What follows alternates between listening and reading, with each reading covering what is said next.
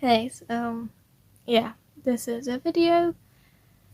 Gonna be quite serious, but I have to get this done. So, quick update, the I Don't Know How They Got Away With It series is postponed till March for personal reasons. I'm not going to go into those personal reasons, as I do not feel like I should talk about it anymore, because if I do, I know there's going to be a lot more of it. So, we're going to leave that situation to the side and move on. Okay? So as the title and the thumbnail that I drew suggests, social media, as you most likely are aware of, is full of lies. And I want to talk about some things that it can cause. Now, this is going to be quite hard because I've seen and witnessed a lot of this. Most likely you have too. But we're going to basically focus on how cancel culture is and how it's mainly built on hate and lies. That's why social media is full of lies. I guess it is. Because social media has the huge thing of cancel culture that believes until guilty, until proven innocent. It's, innocent until proven guilty. But cancel culture sees guilty until proven innocent as the standard. But if they are proven innocent, they are still guilty, is how cancel culture works. From what I've seen and what many of us have experienced. So cancel culture is just built on hate, and I think one of the biggest people to openly talk about it is Eugenia Cooney. In her latest video, she talks about how people bullied her and made fun of her because she wore white underwear. And people one person went to the extreme and sent diapers, or we call them nappies here, to our house. That is how cancel culture unfortunately is. They'll take a tiny grain of something and turn it into huge things. And they will harass and bully and insult until they see the person crack, or they see people do drastic things. And I think people don't realize that. And yes, I do encourage you to listen to Eugenia Cooney's video. If you cannot watch it, then try to listen. If you can't listen to it or watch it, then it's totally okay, because people have preferences of what content they want to watch. Because as we know with the YouTube algorithm, if you watch one person's video, you're going to get recommended similar videos. Same with Twitter. If you like someone's post, you're going to get more posts like it. Same with Instagram, which is something that I think is an issue, especially for Instagram and Twitter, mainly. But also, yes, YouTube is part of the problem. Essentially, they will recommend you stuff that tailors to your liking. But if you are someone who only watches hateful content or only likes hateful tweets, you're gonna get recommended more hateful stuff. So, is that really helping you, or is it just making you worse of a person? But you can be redeemed. As long as you don't go to the extreme, there is redemption. Now, the extent is death threats, but I do believe people who do not send death threats and just mild insults can be redeemed if they show change of behavior. Now, this is something that needs to be said. Cancel culture is not holding someone accountable. Cancel culture is merely and purely hate and harassment and lies. Whereas holding someone accountable is based on truth. And that is where the social media aspect comes into it. Because someone could just randomly go on Twitter, TikTok, Instagram, or YouTube and randomly accuse someone of doing something with no evidence and no proof, and refuse to give proof. But who will believe it? Cancel culture. Cancel culture will believe anything. If you give them one sentence, one phrase, blank did this to me, they will grab onto it and they will ride that bandwagon. Even if what they're saying is proven false, they will ride that bandwagon still.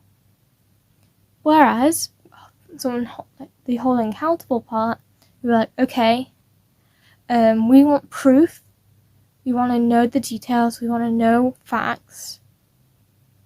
And if the person refuses, they could be like, okay, if you're not going to give us the facts, and you're refusing to tell us details we need in order to believe this, then there's a chance you are lying. That's the holding accountable part. And if someone's proven to be a liar, the holding accountable part will be like, okay, you've lied about this, you need to own up to lying about this and apologize and change your behavior. That is how it needs to be. That is how social media needs to be in society as a whole. However, cancel culture isn't going to allow that.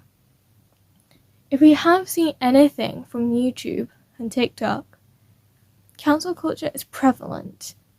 And it's something that is used for money, for attention, for that nice feeling of people believing you and people supporting you. But that is just a bubble that will probably get popped eventually. Whereas the holding accountable part, it's harder. It is tougher emotionally. You get a lot of negativity. But knowing that you know the truth and you're able to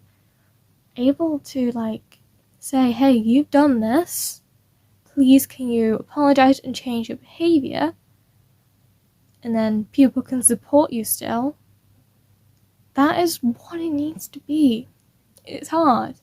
I've seen it, most of my friends have seen it, we get death threats for it, but why are people going to the absolute radical points of sending death threats to people who are just trying to say the truth and hold people accountable?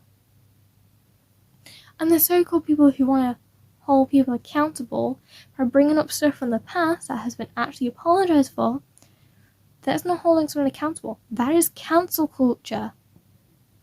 Okay? Sorry for a rant, but, it has to be said. Because social media is full of lies. An accusation is just that, an accusation. If there's no proof or evidence to back it up, or no statements that can actually back it up, then it cannot be, believed, in my opinion. That is not victim blaming.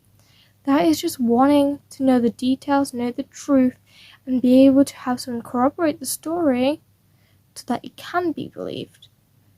If not, then I have no issue in not believing it, because that's just how it is, and with my experience, I understand that. But I have people around me who can corroborate my story and say, yes, X was this type of person. So that's me knowing that I am believed by my friends because they have witnessed X's behavior. So yeah. And with social media, everyone has a platform. If you even have one follower, you have a platform. You created an account to have a platform or to interact with people. You can say the most random of stuff and people are gonna like it. Doesn't matter how deranged it is, people will like it. Doesn't matter how truthful it is or full of lies, people will believe it and like it. And there's many, many instances of that. And I feel like people need to almost open their eyes and say, hey, this is wrong. We need to change this. Because something that isn't talked about a lot is that when we stop holding someone accountable, they can just revert back to their behavior. And what I mean by this is, if we keep holding them accountable until they actually apologize and actually change their behavior, then maybe we can do good.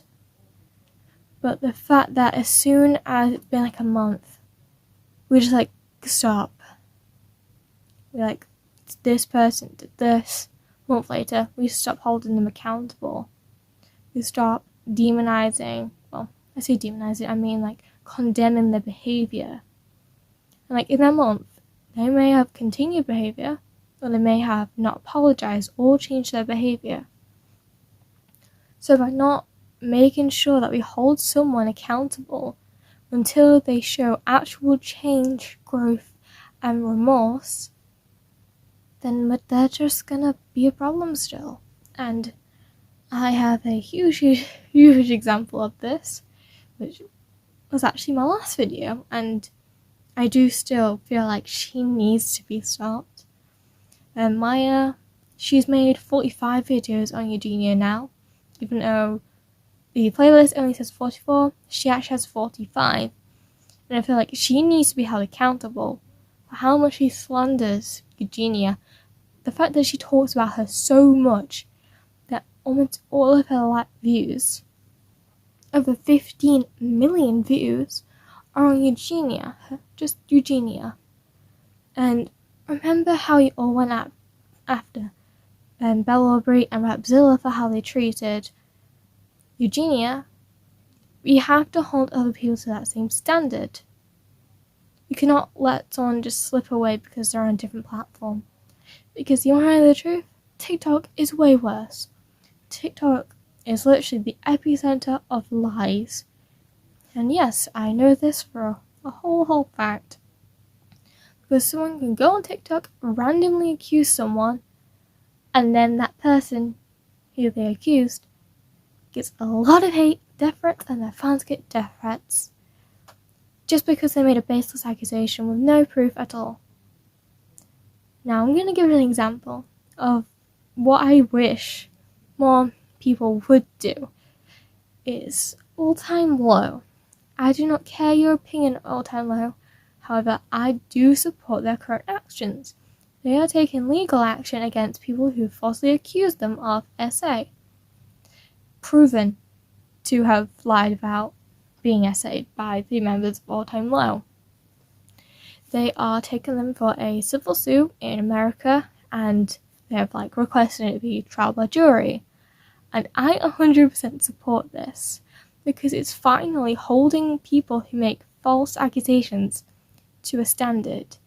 And I kinda hope that one day, making false accusations of SA, grooming, that, against someone, proven false, I want it to be a criminal offense. Because you are ruining someone's life. You're ruining people's lives because you want attention, you want money, you want respect. But lying about something will not give you respect if you are proven to have lied about it. That is pretty much all I have right now. I know it's a bit of a mess of a topic, but it does need to be spoken about. And on that note, goodbye.